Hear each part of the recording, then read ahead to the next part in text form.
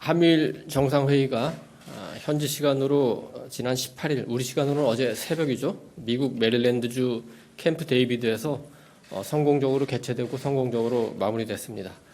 역사적이라는 그 평가를 받고 있는 이번 회담의 구체적 내용에 대해서는 우리 안보실과 경제수석실에서 몇 차례 자세하게 브리핑을 해드렸기 때문에 오늘은 이번 회의가 갖는 역사적, 국제정치적, 상징적 의미 이런 걸 한번 좀 다시 되짚어 보겠습니다.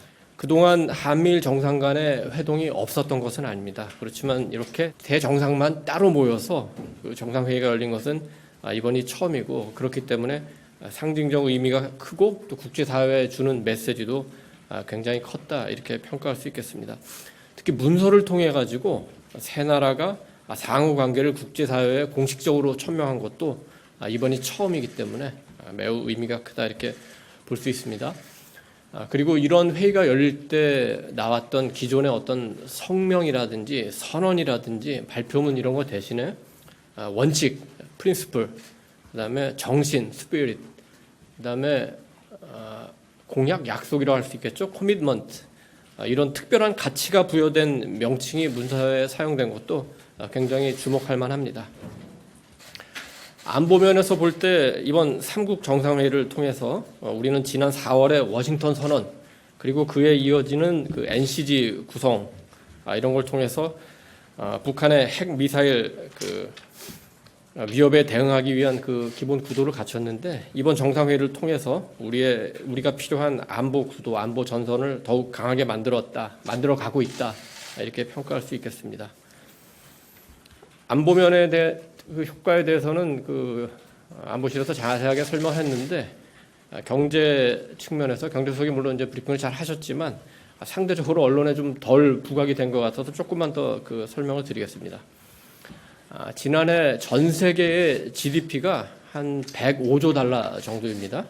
그 가운데 미국이 한 26.8조 달러 정도를 차지하고 있고, 일본이 4조 4천억 달러 정도, 그다음에 우리가 1조 7천억 달러 정도입니다. 그래서 세 나라 GDP를 합치면은 전 세계 GDP의 31%가 넘습니다.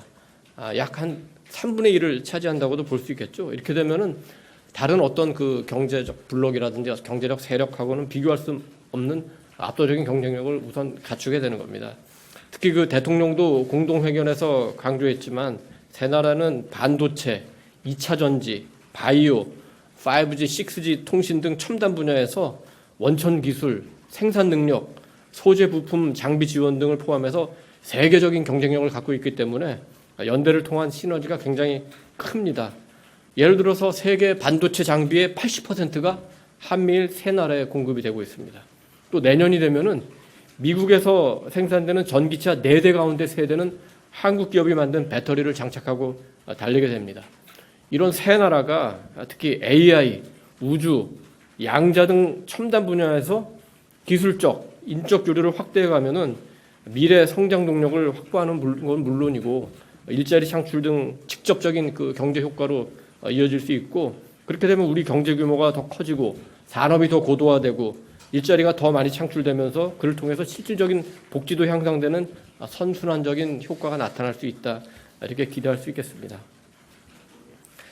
이번 회담에 대해서 미국, 일본은 물론이고 유럽 등 각국의 주요 외신들이 한미일이 새로운 시대를 열었다, 안보 협력이 새로운 차원으로 접어들었다, 이런 매우 호의적인 평가를 하고 있습니다.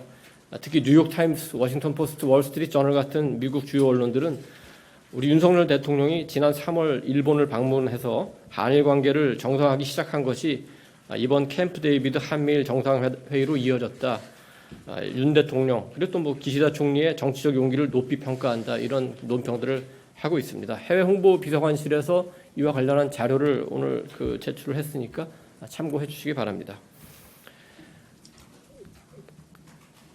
숲속의 아름다운 그 캠프 데이비드에서 진행된 기자회견은 전 세계로 방송이 됐습니다.